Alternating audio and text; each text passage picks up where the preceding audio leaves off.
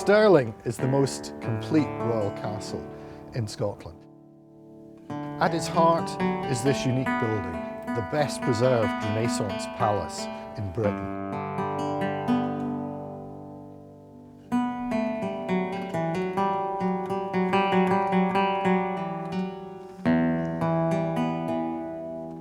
An ambitious new project by Historic Scotland is refurbishing this building. With a budget of £12 million, the challenge is to return the palace at Stirling to its Renaissance splendour by Easter 2011. The palace was built here at Stirling to house the Stuart court at its most splendid. Here James V set out to establish his credentials as a powerful prince on the European stage. James's plan to rival the great royal courts of Europe needed money, so he decided to marry. Sadly, his first queen died, so he quickly remarried, this time a French noblewoman, Mary of Guise. James now had 2 dowries and more than enough money to build his new palace.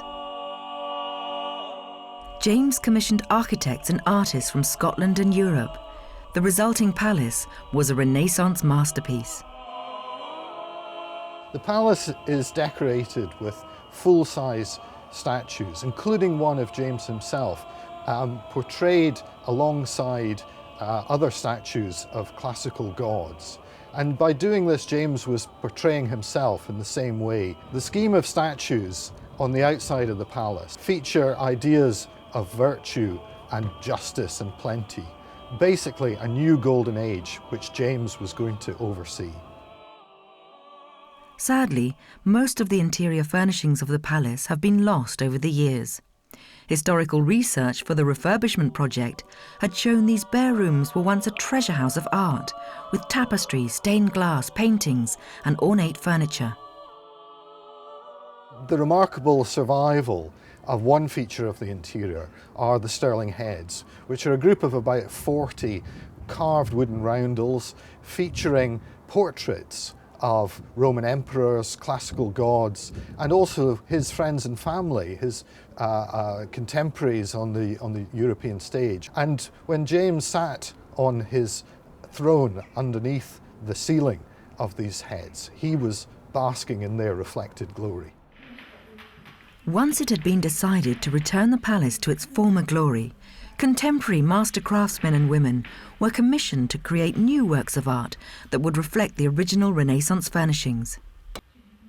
The first commission would take the longest to complete, a set of tapestries for the Queen's apartments at Stirling.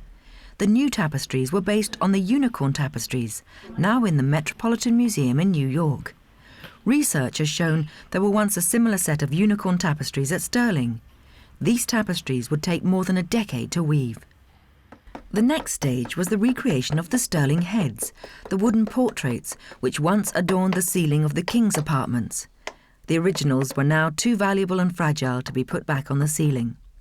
Scottish woodcarver John Donaldson was commissioned to carve over 40 heads depicting kings, queens and members of James's court. The new heads are being painted in rich colours like the originals would once have been. The final phase of the project in 2010 and 2011 has seen the commissioning of mural painters, furniture makers, stained glass artists, metal workers, embroiderers and carpet weavers.